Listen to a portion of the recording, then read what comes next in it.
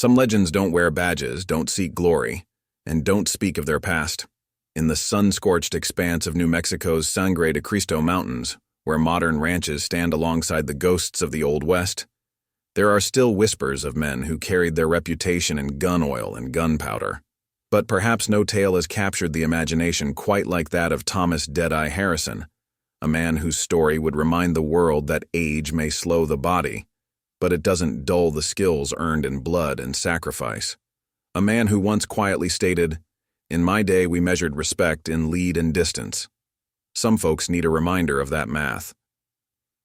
Join me today as we delve into the story of an old-timer who taught the next generation that the deadliest shot isn't always the fastest, and that some lessons are best learned before the trigger is pulled. If this story resonates with you, make sure you're subscribed because tomorrow's tale might just change everything you thought you knew about the legends walking among us.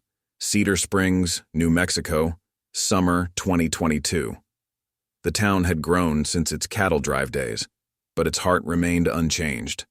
Modern pickups shared dirt parking lots with weather-beaten ranch trucks, and cowboys both young and old still gathered at May's Diner for their morning coffee. It was here, on a blazing July morning, that our story begins, when 5 young ranch hands decided to make sport of the wrong old man. Thomas Harrison had been a fixture at May's for longer than most folks could remember. Every morning, like clockwork, he'd take his seat at the corner booth, order black coffee and wheat toast, and spend an hour reading his worn Bible. At 82, his tall frame had begun to bow. His hands showed the slight tremor of age, but his eyes, those pale blue eyes that had seen more than most rice, remained sharp as desert hawks. May Chen, whose mother had started the diner 40 years ago, watched the scene unfold with growing concern. The young men, new hands from the Thompson spread, had been getting louder with each visit, their success in local rodeos feeding an appetite for attention that small-town life couldn't satisfy. "Hey, old-timer," called out Jake Matthews, the unofficial leader of the group, his custom belt buckle gleaming as bright as his oversized pickup in the parking lot. "Ain't that Bible print a bit small for those ancient eyes?" His friends snickered, the sound echoing off the diner's worn tile floors. Thomas didn't look up, just turned his page, with deliberate care. His silence seemed to irritate the young men more than any response could have. Sheriff Mike Hawkins, drinking coffee at the counter, shifted slightly in his seat. He'd known Thomas for 20 years, and something in the old man's stillness set off warning bells. "You boys might want to reconsider your choice of entertainment," May said softly, refilling Thomas's coffee cup. "But youth rarely heeds the wisdom of warning signs." "What's the matter, old man?" Jake pressed, standing up now. "Time finally catch up with those famous eyes of yours? My granddaddy used to tell stories about some hotshot marksman from these parts. Said he could shoot a playing card edge on at 50 yards. That wasn't you, was it?" The mockery in his voice was sharp enough to cut. For the first time, Thomas looked up from his Bible. Those pale blue eyes fixed on Jake with the kind of focus that had once drawn a line between life and death. "Son," he said, his voice quiet but carrying to every corner of the suddenly silent diner, "your grandfather was a good man who understood the difference between a reputation earned and one borrowed. He'd be disappointed to see you confusing the two." The words hung in the air like gun smoke, and Sheriff Hawkins noticed something that the young men missed. Thomas's right hand had dropped below the table, and those weathered fingers weren't shaking anymore. The old lawman knew the stories, the real ones, not the sanitized versions that made their way into tourist books. He knew about the cartel attack in '85, when an aging rancher had dropped 8 gunmen at distances that professional snipers would respect. But those were stories for another time.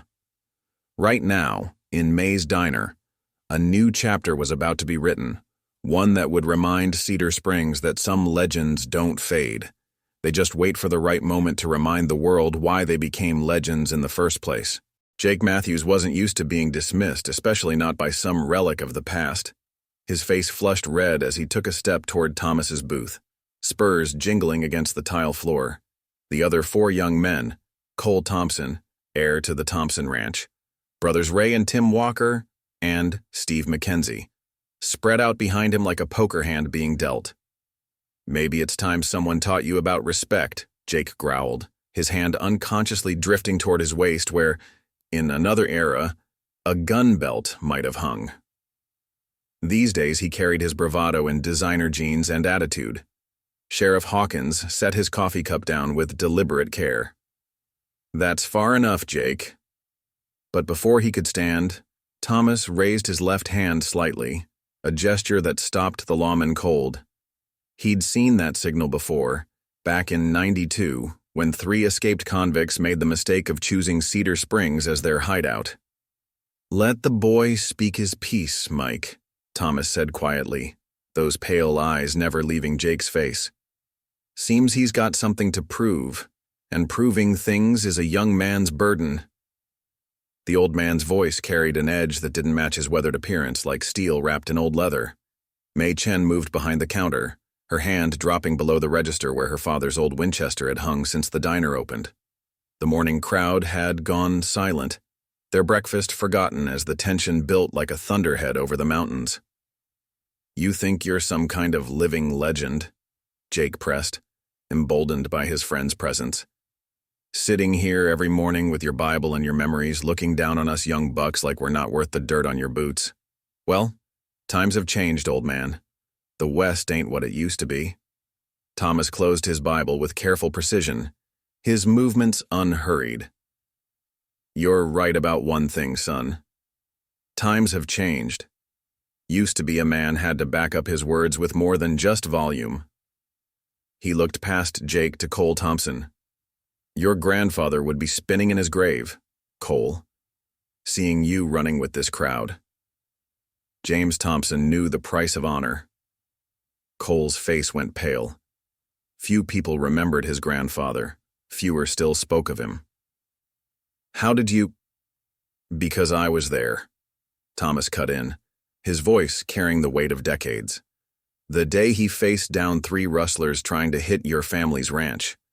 Man stood his ground with nothing but an old Marlin rifle and the kind of courage you can't buy with your daddy's money.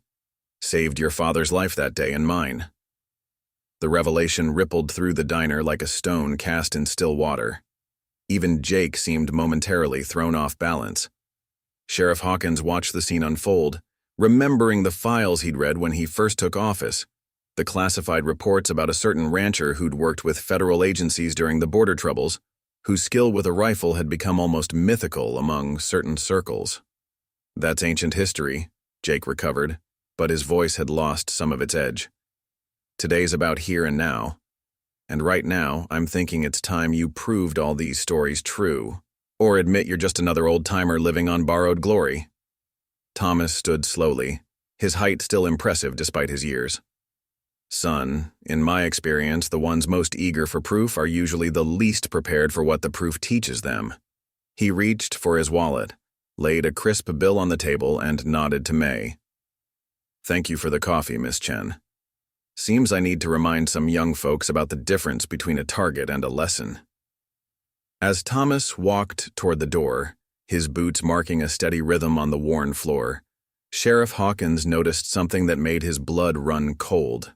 The old man's gait had changed, smooth as flowing water, all trace of age-related stiffness gone.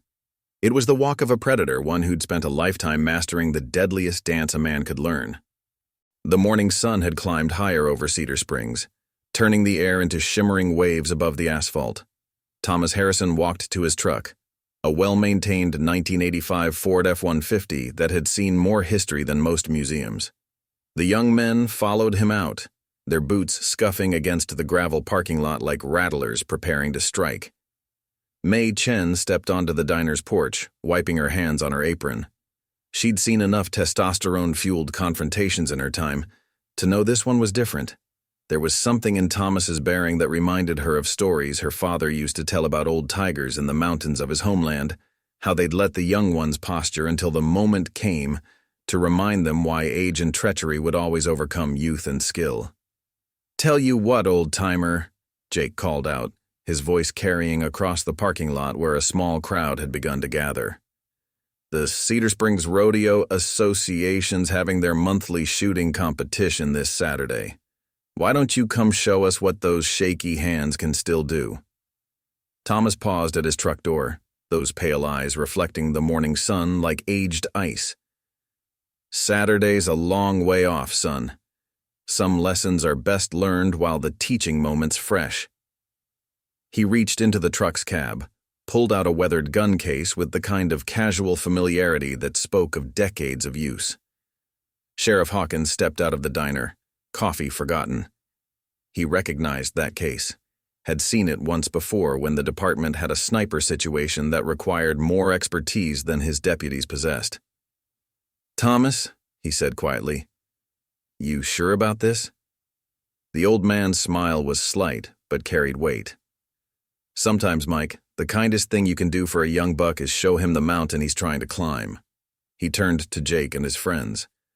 "Randy Cooper still runs that salvage yard out on Route 14? Cole Thompson nodded, curiosity temporarily overwhelming his attempt to maintain a tough facade. "Yeah, about 3 miles out." "Why?" "Meet me there in 20 minutes, Thomas replied, his voice carrying the kind of authority that made even Jake pause. "Bring your rifles if you've got them. Time you boys learn the difference between shooting at rodeo targets and understanding what it means to master a craft." Ray Walker, the younger of the brothers, couldn't contain himself. "What's some junkyard got to teach us about shooting?" Thomas secured the gun case in his truck with practiced care. "Everything, son.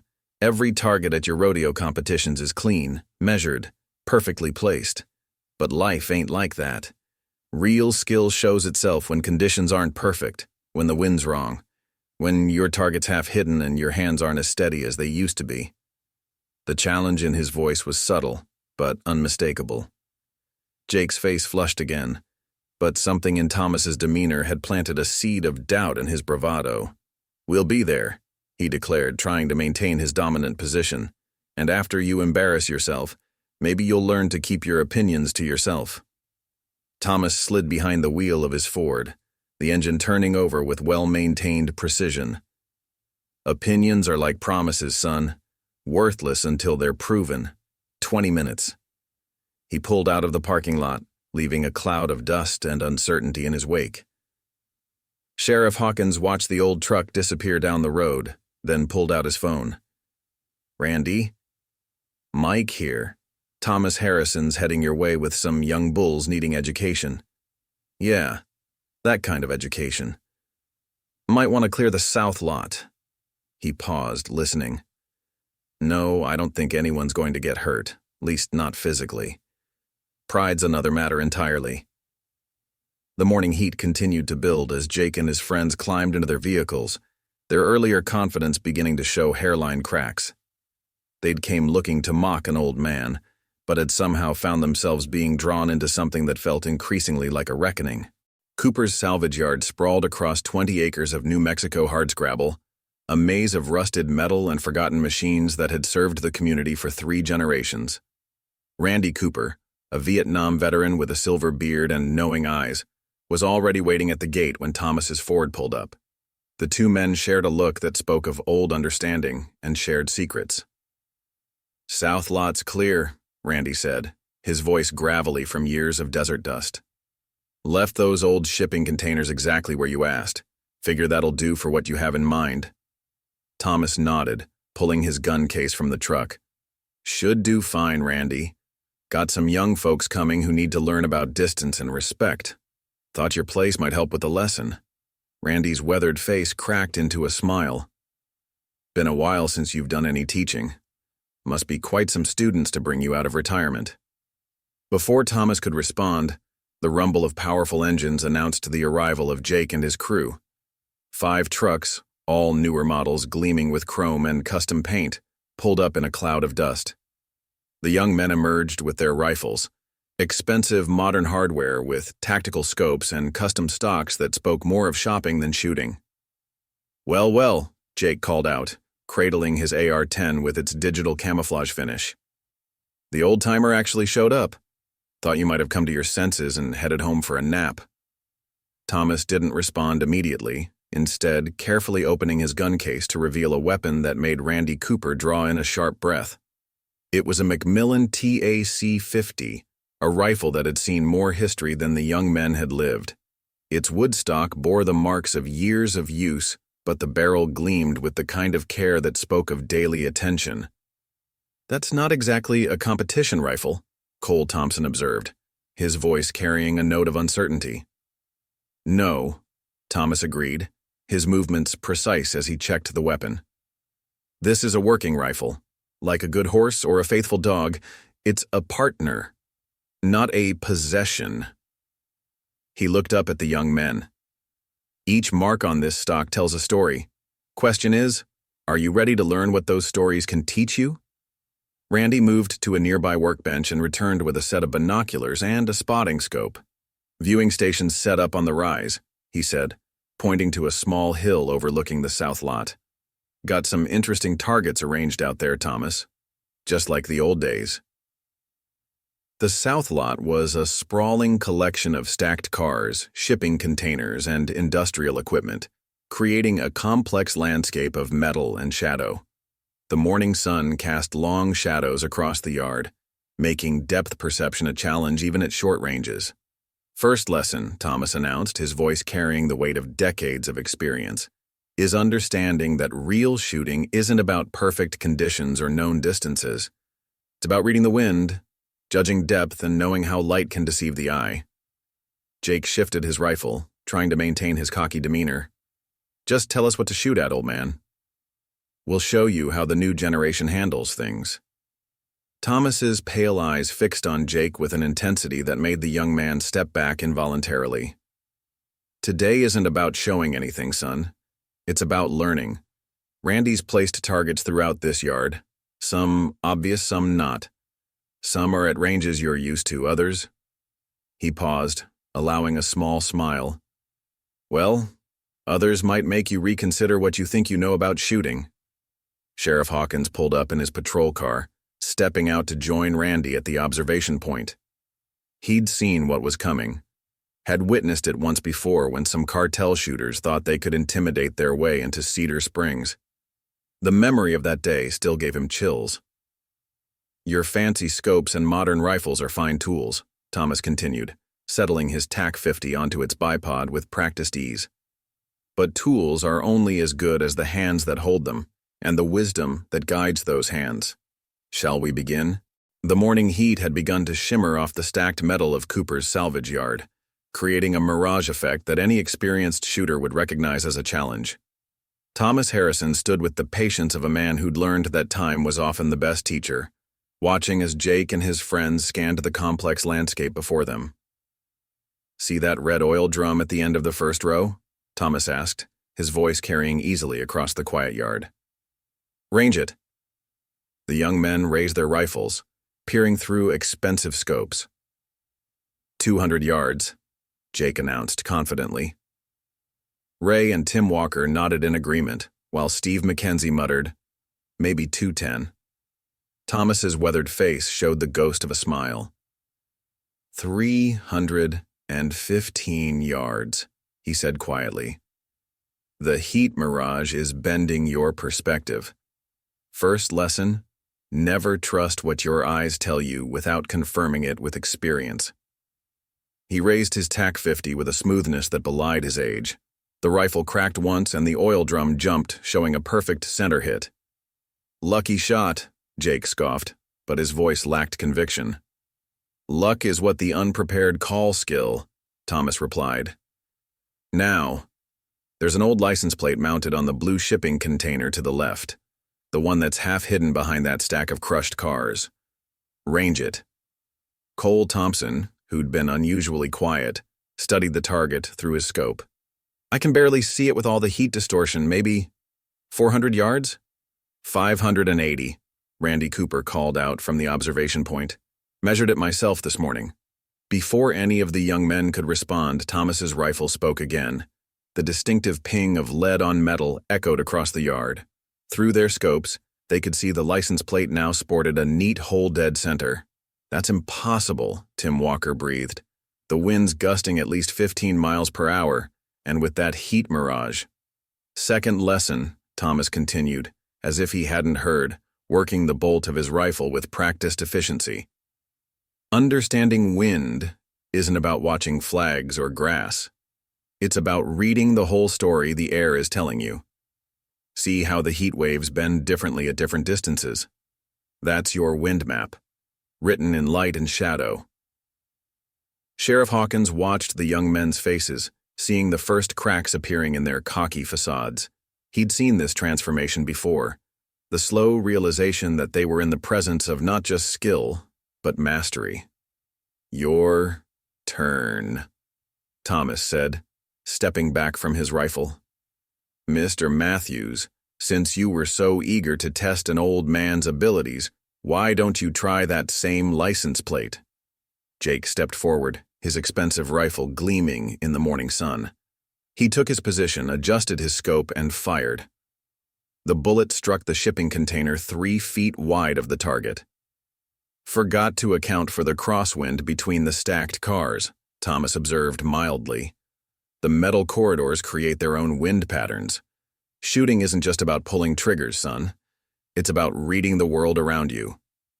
One by one, the other young men tried their shots. Each missed by varying degrees, their modern equipment proving no match for the complex conditions. With each failure, the respect in their eyes grew, replaced by something approaching awe. "When I was learning to shoot," Thomas continued, his voice taking on the rhythm of a man sharing hard-earned wisdom, "my instructor made me spend a whole week just watching the desert. No rifle, no shooting, just watching. How the wind moved the sand, how heat bent the light, how distance played tricks with perspective. He told me that mastering the shot begins long before you touch the trigger." He turned to face the young men directly, those pale eyes holding decades of experience. "The question isn't whether you can hit a target, boys. The question is whether you understand why you can or can't. That's what separates shooters from marksmen, braggarts from legends." The sun climbed higher, and in its harsh light, the young men began to see Thomas Harrison not as an old man to be mocked, but as a living library of knowledge they hadn't known existed. But the real lessons, the ones that would truly shake their confidence, were still to come. Randy Cooper moved through the salvage yard with purpose, setting up the next phase of Thomas's lesson. The old veteran had seen demonstrations like this before, back in Nam, when the real shooters, the ones who'd made the art of long-distance shooting a religion, would show the new arrivals what was possible. "Third lesson," Thomas announced, his voice carrying the same quiet authority that had once guided special operations teams through mountain passes and desert nights. "A good shooter hits what he aims at. A great shooter hits what needs hitting regardless of the conditions." He gestured toward a series of partially crushed vehicles arranged in a rough semicircle about 400 yards out. Randy's placed steel targets throughout that collection. Some you can see, some you can't. Some are reflected in broken mirrors, others are only visible through bullet holes in windshields. Steve McKenzie, the youngest of the group, peered through his scope. "I don't see any targets." "That's because you're looking," Thomas replied. "Not seeing. Put your rifle down and use these." He handed Steve a pair of binoculars. "Sometimes the best shot starts with understanding what you're not supposed to shoot at." Sheriff Hawkins watched as Thomas walked the young men through the scene, teaching them to read the metal maze before them. The old lawman remembered the files he'd read about Thomas's work with federal agencies, how he'd trained snipers to see possibilities where others saw obstacles. "There," Thomas pointed. "See that red truck's side mirror? It's reflecting a target placed behind the blue sedan. And that broken windshield in the station wagon? The angle gives you a clear shot at a target you can't see directly." The young men studied the scene with growing appreciation. Even Jake's perpetual sneer had been replaced by grudging interest. "Impossible shots," Cole Thompson muttered, but his voice held more awe than skepticism. Thomas's rifle moved with liquid grace. 3 shots rang out in rapid succession, each followed by the distinctive ping of lead on steel. "Nothing's impossible, son. Just unpracticed." He worked the bolt, ejecting spent brass that Randy collected with almost reverent care. Each of those targets was masked by obstacles. Each required reading angles, understanding reflection, and trusting what physics tells you rather than what your eyes want to believe. Ray Walker, who'd been quietly calculating trajectories, spoke up. The bullet had to bend around that crusher to hit the second target. Bullets don't bend, Thomas corrected gently. But they do follow the laws of physics: wind, gravity, air density. They're not obstacles to overcome. They're tools to use. Your grandfather understood that, he added, looking at Cole. James Thompson could read the wind like most men read newspapers. The mention of his grandfather sparked something in Cole's eyes. You really knew him well, didn't you? Thomas was quiet for a moment, his pale eyes distant with memory. Well enough to be there the day he made an impossible shot to save your father. 1,000 yards, crosswind strong enough to bend saplings, and light so bad most men wouldn't even chamber around. He paused, letting the story settle. He took that shot because he understood that sometimes the cost of not taking it is higher than the risk of missing. The young men absorbed this, their earlier bravado forgotten in the face of real history, real skill. Jake, struggling to maintain his role as leader, cleared his throat. So, what's the next lesson, old-timer? Thomas's smile held a hint of steel. Next, we find out if any of you have the patience to learn what these lessons are really about. He turned to Randy. Bring out the special targets. Time these boys understood why some legends aren't just stories told in bars. Randy nodded and disappeared behind a stack of crushed cars. Sheriff Hawkins straightened up, knowing what was coming. He'd only seen Thomas's special demonstrations once before, and the memory still made him question what was possible with a rifle and enough skill. The sun had climbed higher, its heat intense now, but none of the young men thought about leaving. They'd come to mock an old man and found themselves instead in the presence of something they'd only heard about in whispered stories. Genuine mastery, earned through decades of dedication and honed by experiences they could only imagine. Randy Cooper emerged from behind the stacked cars, pushing a cart loaded with what looked like random junk. Old playing cards, rusty cans, lengths of string, and several small mirrors. To the untrained eye, it might have seemed like salvage yard debris, but Sheriff Hawkins recognized these items for what they really were: the tools of an artist about to paint with lead and skill. Your fancy scopes and rangefinders, Thomas began, running a weathered hand along his rifle's stock. They're good tools, but they can also be crutches. Sometimes the most important shots you'll ever make won't give you time for technology. He picked up one of the playing cards. Randy, if you would. The salvage yard owner nodded and walked out about 50 yards, producing a piece of wire from his pocket. With practiced ease, he secured the playing card so it stood on its edge, facing sideways to the firing line. Now, Thomas continued, hitting a card face-on is one thing. Hitting it edge-on when you're looking at something barely wider than a bullet, that's something else entirely. He raised his rifle, and before any of the young men could comment, fired. The card split perfectly down its middle, the two halves fluttering in the hot desert breeze. Jesus Christ, Steve Mackenzie whispered, forgetting his attempt to appear unimpressed. That shouldn't be. Possible? Thomas finished for him. Son, possible is just a matter of practice and understanding. Randy, the string demonstration, if you please. While Randy set up the next target, Thomas turned to Jake Matthews, who had been uncharacteristically quiet. You've got good form with that rifle, son, natural talent, but talent without discipline is like having a fine horse with no saddle. You might get where you're going, but the ride won't be what it could be. Jake shifted uncomfortably, unsure whether to take the words as praise or criticism. Before he could respond, Randy called out that he was ready. He had suspended a length of string between two posts, letting it hang with a natural curve. Watch carefully, Thomas instructed. The string's moving in the wind, changing its position constantly, like a real target would. His rifle came up smoothly, and 3 rapid shots rang out. The string was cut in 3 places, dropping in perfect sections to the ground. That's what separating the string from the wind looks like, Thomas explained. You don't shoot where the target is. You shoot where physics tells you it has to be. Cole Thompson stepped forward, his earlier arrogance replaced by genuine curiosity. My grandfather, did he learn these things from you? Thomas's face softened slightly. Other way around, son. James Thompson taught me some of my first lessons about real shooting. Used to say that a bullet only knows what the shooter tells it, and the shooter only knows what patience teaches him. He paused, studying Cole's face. You've got his eyes, you know. Same way of looking at things like you're trying to see right through them. The Walker brothers exchanged glances, their earlier mockery forgotten in the face of what they were witnessing. Tim, the more thoughtful of the two, spoke up.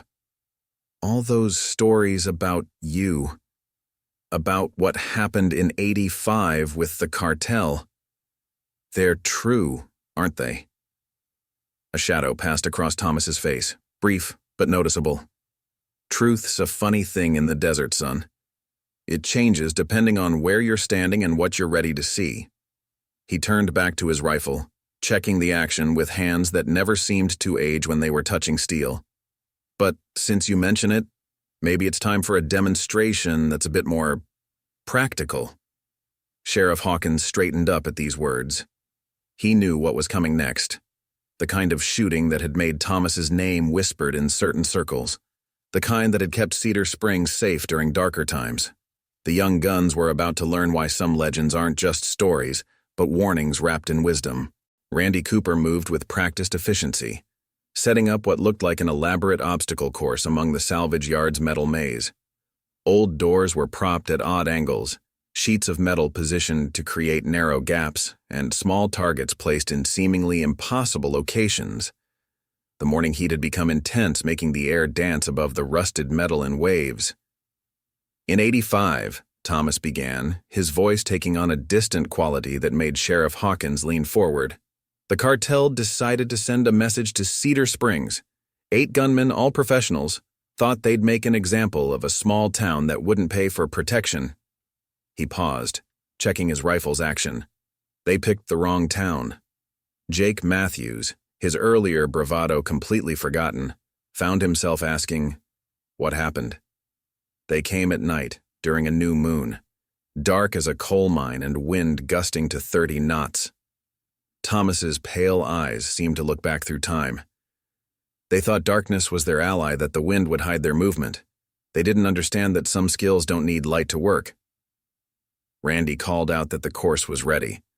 Through their scopes, the young men could see tiny targets positioned in seemingly impossible locations, some visible only through small holes in metal sheets, others placed behind multiple obstacles.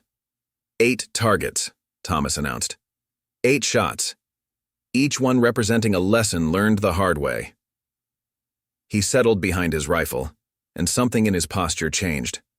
The grandfatherly figure disappeared, replaced by something more primal, more dangerous. First target, he called out, through the door window reflected in the mirror, behind the oil drum. The rifle cracked, and a ping echoed across the yard. That's for thinking darkness provides cover. Another shot, seemingly fired at a solid wall of metal. A ping rang out from somewhere behind it. That's for believing walls always stop bullets. Shot after shot, Thomas called out his targets, each one more impossible than the last.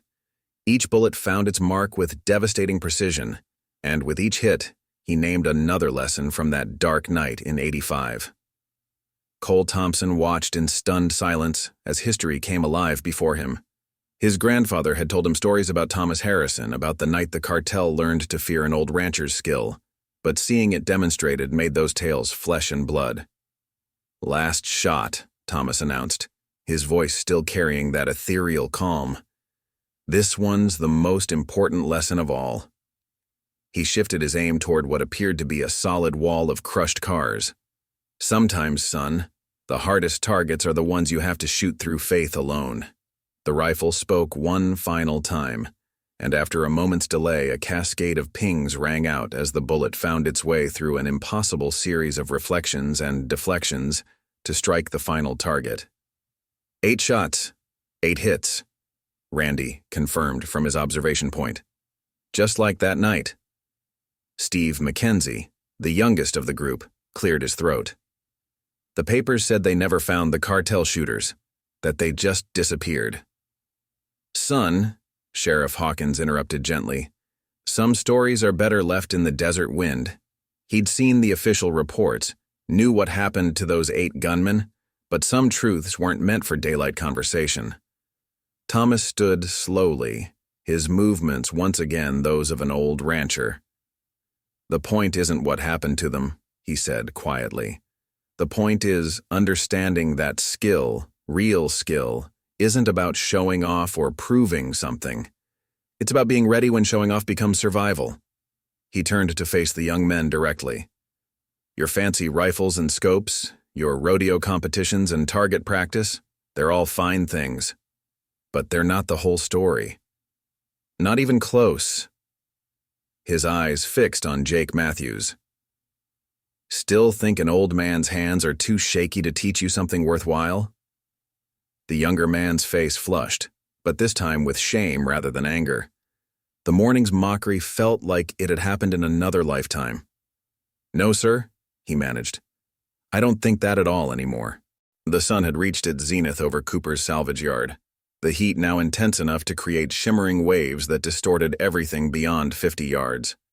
Thomas Harrison stood silent for a moment, as if weighing decisions that only he could see. Randy Cooper, reading something in his old friend's posture, began setting up what appeared to be an even more complex arrangement of targets. You boys ever wonder? Thomas began, his voice carrying that quiet authority that had become more impressive with each demonstration. Why an old rancher would maintain the kind of skills you've seen today? He ran a hand along his rifle's stock, the wood smooth from decades of similar touches. It's not for sport, and it's certainly not for showing off to young bucks who think age equals weakness.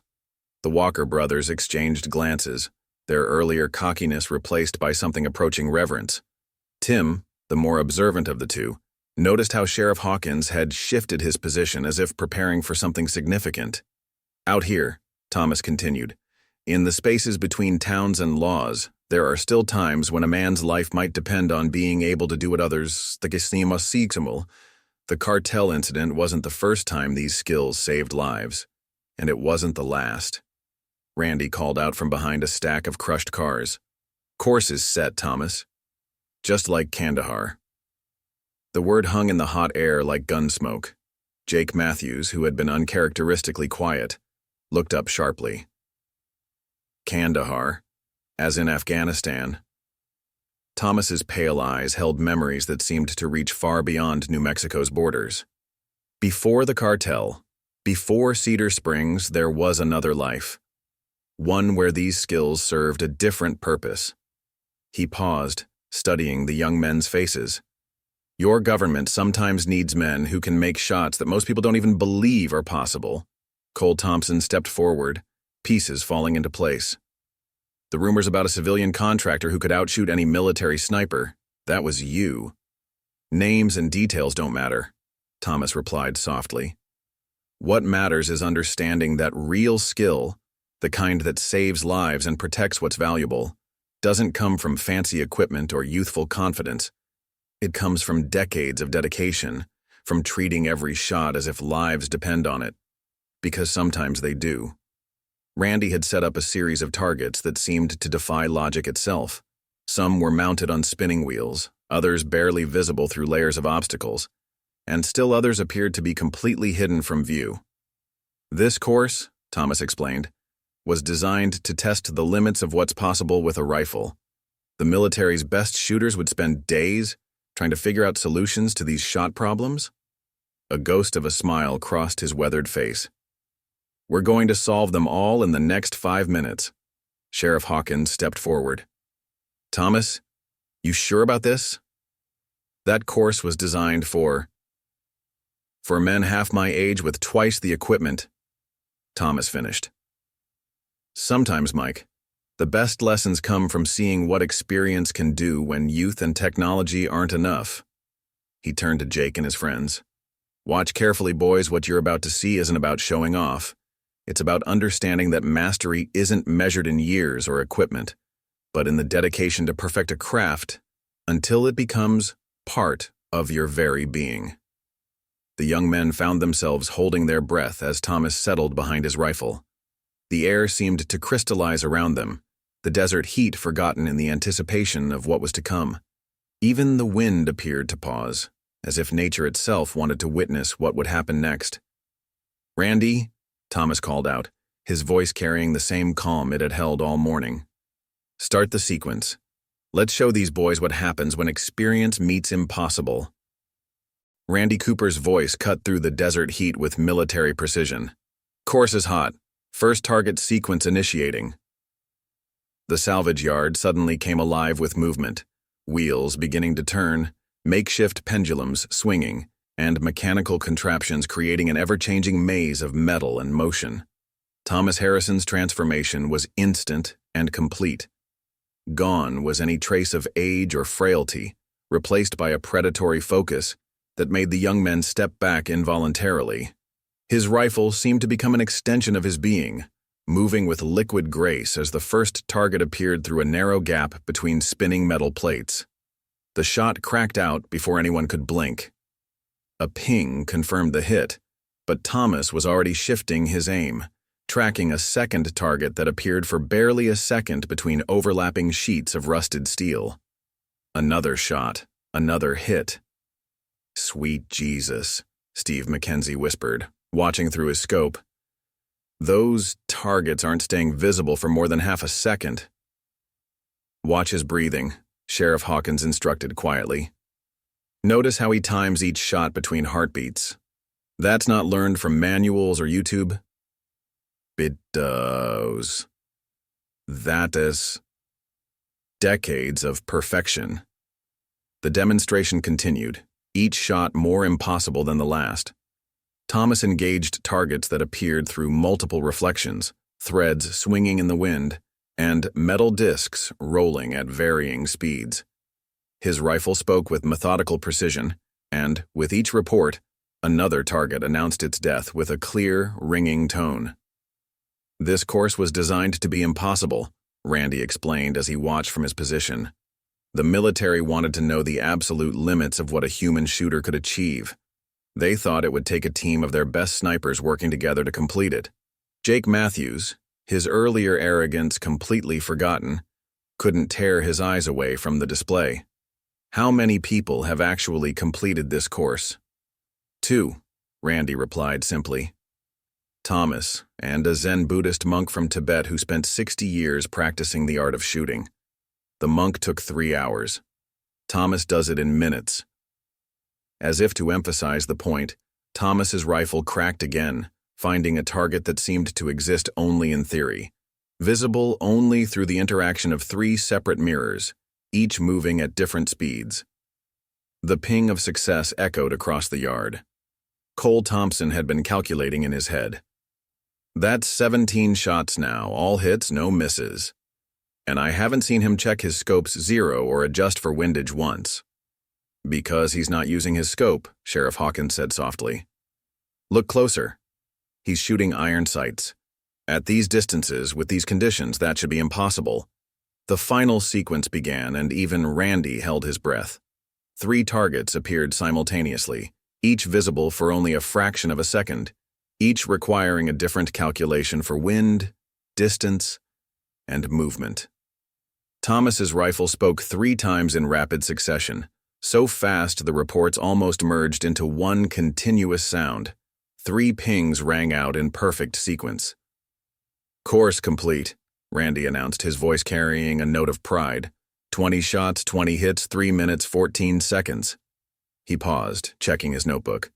"That's 8 seconds faster than your last run, Thomas." The old rancher stood slowly, his movements once again showing his age, as if the mantle of extraordinary skill had been gently set aside. "Getting slow," he said with a slight smile. "Time was I could do it in under 3 minutes." The young men stood in stunned silence, their world view fundamentally altered. They had come to mock an old man and found themselves in the presence of something beyond their comprehension, the intersection of perfect skill and lifelong dedication. Remember this moment, boys? Thomas said quietly, his pale eyes moving from face to face. Not because of what you saw, but because of what it teaches you about assumptions and respect. The world's full of people who've forgotten more than you've yet learned. The desert wind had picked up, carrying with it the metallic sounds of cooling targets and the quiet murmur of changed perspectives. Thomas Harrison began carefully cleaning his rifle, each movement a testament to decades of ingrained discipline. The young men watched in respectful silence, their own expensive weapons hanging forgotten at their sides. "You know what the hardest shot I ever made was?"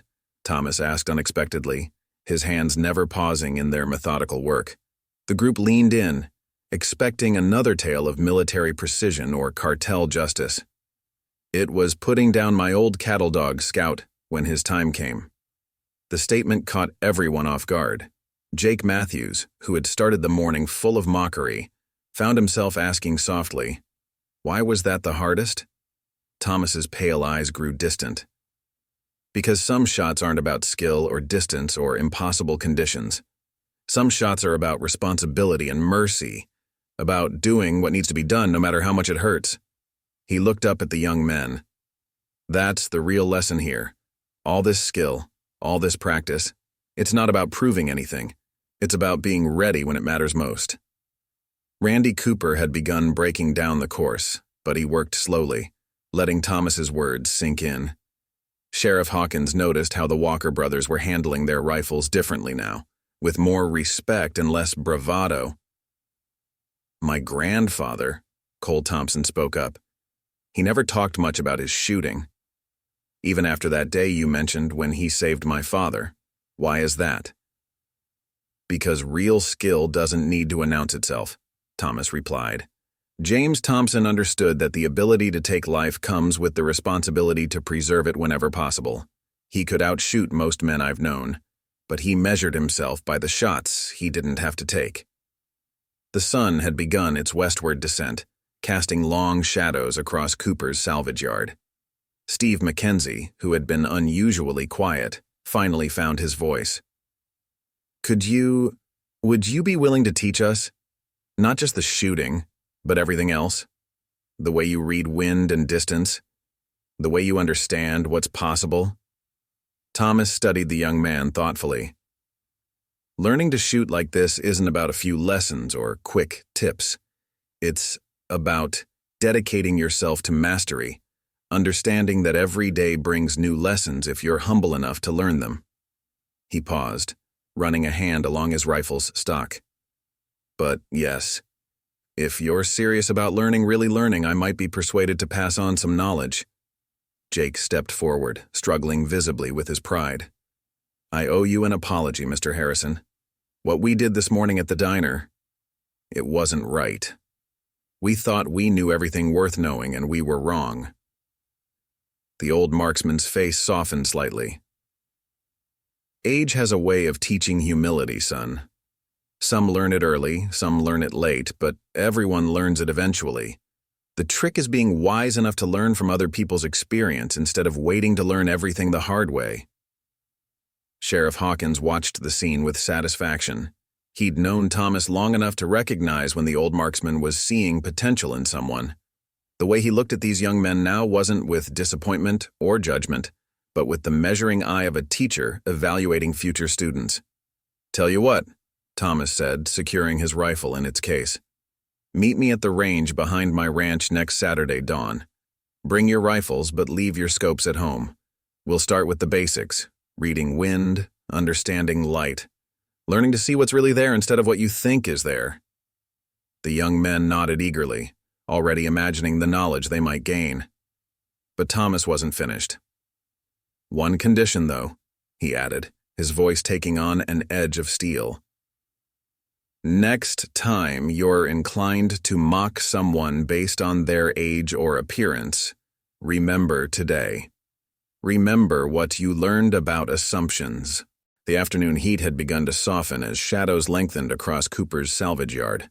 Randy had finished collecting the last of the targets, each one bearing testament to the extraordinary display they had witnessed. The young men stood in a loose circle around Thomas, their expressions a mixture of respect, anticipation, and lingering shame from their morning behavior. "Before we end this day," Thomas said, removing something from his truck's glove compartment, "there's something else you need to see." He held up a worn leather wallet, weathered by decades of use. From it, he carefully extracted a folded photograph, its edges soft from countless handlings. "Cole, you might recognize some faces here." He handed the photo to the young Thompson. The others gathered around, looking over his shoulder at the faded image. It showed a group of men standing in front of what was clearly an earlier version of May's diner. That's my grandfather," Cole breathed, pointing to a tall man in the center. "And my father. But he's just a boy here." Thomas nodded. "Taken 2 weeks before the incident I mentioned. See the man on your grandfather's left? The one with the rifle?" He didn't need to point out that it was a much younger version of himself. "Your grandfather taught me something that day that was worth more than all the shooting skills in the world." Sheriff Hawkins moved closer, interested. He'd never heard this part of the story. "After it was over," Thomas continued, "after the shots that saved your father's life, I was feeling pretty proud of myself. Thought I was some kind of hero." A small smile touched his lips. "Your grandfather sat me down and said something I've never forgotten. Son, the measure of a man isn't in how well he can take life, but in how well he understands the responsibility that comes with having the power." Jake Matthews, who had been examining his own rifle with new eyes, looked up. "Is that why you agreed to teach us? Because someone taught you?" "Partly," Thomas acknowledged, "but also because I see in each of you something that needs guidance more than correction. Raw talent without wisdom is like a loaded gun without a safety, bound to cause damage sooner or later." The Walker brothers exchanged glances. "Those shots today," Tim began, "the ones that seemed impossible. Could you teach us to shoot like that?" "I can teach you the mechanics, the mathematics, the reading of wind and light," Thomas replied. "But the real skill, the kind you saw today, that comes from understanding why you're shooting, not just how." He paused, studying their faces. "Each of you has potential. Even you, Jake, with all your showboating, have a natural eye that could be developed." Randy Cooper, who had joined the group, spoke up. "Thomas doesn't take students often. Last one was a Marine Scout sniper 3 years ago. Boy thought he knew everything about long-range shooting until Thomas showed him what was possible." "What happened to him?" Steve McKenzie asked. "He's serving overseas now," Sheriff Hawkins answered. "Word is he's become one of the best in the service. Still writes to Thomas every month, sharing what he's learned, asking for advice." Thomas carefully returned the photograph to his wallet. "The world's changing, boys. The old ways, the old skills. They're fading like morning mist. But some knowledge needs to be preserved, passed on to those who will use it right." His pale eyes moved from face to face. "Question is, are you ready to learn more than just how to shoot? Are you ready to learn what it really means to master a skill that demands as much from your character as it does from your hands?" The young men stood straighter, something in Thomas's words awakening a sense of purpose they hadn't known they were missing. They had come to mock an old man and found instead a connection to something deeper, something that spoke to the part of them that yearned for meaning beyond the superficial trappings of their modern lives. As the day drew toward its close, the atmosphere in Cooper's salvage yard had transformed completely from the tense confrontation of the morning. The young men helped Randy collect the last of the spent brass, each casing representing a moment of impossible precision they'd witnessed. Thomas watched them work, seeing something of himself in their newfound respect for the craft. "You know," Sheriff Hawkins said quietly, standing beside his old friend, "I haven't seen you take this much interest in anyone since that Marine." He paused, studying Thomas's expression. "What changed your mind about these boys?" Thomas ran a weathered hand along his rifle case. "Sometimes, Mike, the ones who need teaching the most are the ones who start out thinking they need it least. These boys, for all their strutting and showing off, they've got something in them worth shaping." Jake Matthews approached them, holding something in his hands. It was the expensive scope from his rifle. "Mr. Harrison," he said, his earlier arrogance replaced by genuine humility, "I was wondering, when we start training, would it be okay if I left this at home? After what I saw today, I think I need to learn to see with my own eyes first." A ghost of a smile touched Thomas's lips. "Now that, son, is the first wise decision I've seen you make." He turned to address all the young men. "Training starts at dawn on Saturday. Bring your rifles, but strip them down to basics. No scopes, no rangefinders, no electronic aids. Just you, your iron sights, and your willingness to learn." Cole Thompson stepped forward, clutching the old photograph Thomas had shown them. "Sir, I called my father while you were talking with the sheriff. Told him about today." He paused, emotion thick in his voice. "He cried, said he'd been waiting years for someone to help me understand what my grandfather tried to teach our family about the responsibility of skill." The Walker brothers, Ray and Tim, had been unusually quiet, but now Tim spoke up. "Our dad used to tell us stories about a shooter who helped the Border Patrol during the worst of the cartel years. Said he was like a ghost in the desert, appearing when needed and vanishing just as quick." "That was you, wasn't it?" Thomas's pale eyes held memories that seemed to stretch back into another time. "Stories grow with the telling, son. What matters isn't what I did then, but what you boys might do with what I can teach you now." Steve McKenzie, who had been examining the targets Thomas had hit during his demonstration, looked up. These shots, like some of them, went through gaps barely wider than the bullet itself. "How long did it take you to learn to shoot like that?" "A lifetime," Thomas replied simply. "And I'm still learning. That's another lesson you'll need to understand. Mastery isn't a destination, it's a journey that never ends." Randy Cooper, who had finished securing the last of the equipment, joined the group. "Sun's getting low," he observed. "But before everyone heads out, there's something you boys should know." He looked at Thomas for permission before continuing. "What you saw today, that wasn't even him at his best. Wait until you see what he can do when he's actually trying to make impossible shots." The young men exchanged glances, trying to imagine what could be more impressive than what they'd already witnessed. Sheriff Hawkins chuckled at their expressions. "Remember this feelin', boys? Remember how it felt to have your worldview completely upended? Because starting Saturday, that's going to become a regular occurrence." Thomas began walking toward his truck, his movements once again showing his age. But now the young men saw it differently.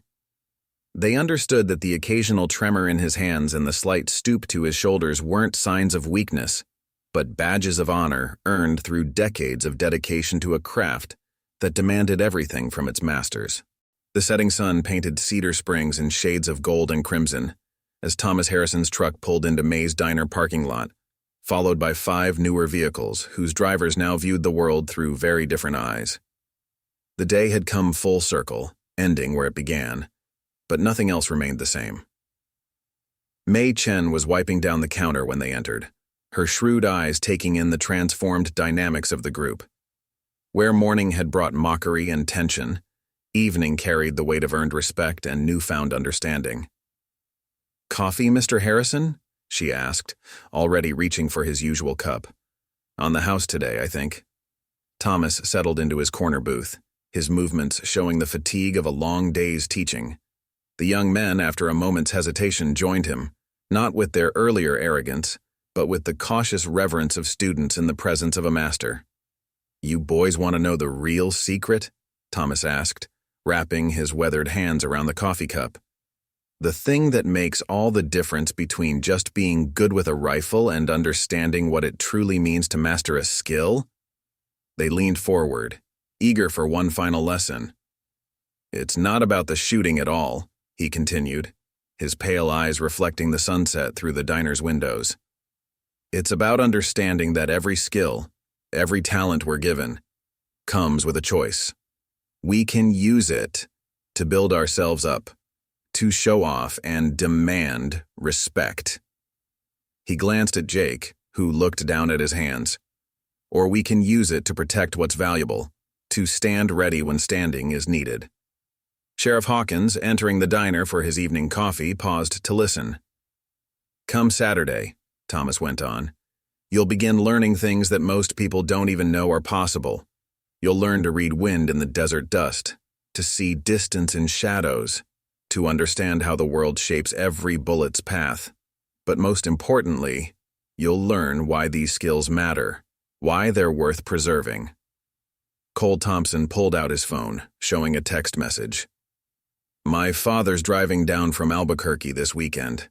Says he wants to watch the training, if that's okay. Says it's time he remembered some of what his father taught him. Thomas nodded, a slight smile touching his lips. The circle comes around, your grandfather would be proud to see it. The Walker brothers exchanged glances before Ray spoke up. We've been thinking, Mr. Harrison, about what you said regarding responsibility. Maybe we could help with security at the local shelters? Put these skills to good use. Now that, Thomas replied, is the kind of thinking that makes teaching worthwhile. As night settled over Cedar Springs, the diner became a sanctuary of shared understanding. These young men, who had arrived that morning full of misplaced pride and easy judgment, now sat in quiet contemplation of the journey ahead. They had come seeking to mock an old man's supposed weakness, and found instead a strength that transcended age, a mastery that spoke to something deep in their souls. Remember today, Thomas said finally, his voice carrying the weight of decades of experience.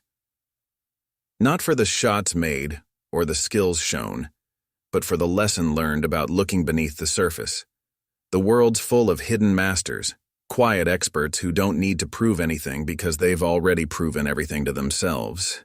May brought fresh coffee all around, the gesture itself a blessing on this moment of transformation. Outside, the desert wind carried the last light of day across the Sangre de Cristo mountains, where old legends never truly die, and new ones are born in the moments when wisdom meets willing hearts. The young guns who had mocked an elderly cowboy that morning were gone, replaced by students eager to learn not just about shooting but about life itself. And in his corner booth, Thomas Harrison, the last of the great marksmen, finally found what he'd been looking for, a new generation ready to carry forward not just skill, but understanding. Some lessons, after all, are best learned when taught by those who've walked the path before us, their wisdom earned in the crucible of time and experience. The legend of Thomas Harrison would grow, but not for his shooting prowess alone. It would grow because he understood that the greatest shot of all is the one that changes lives instead of ending them.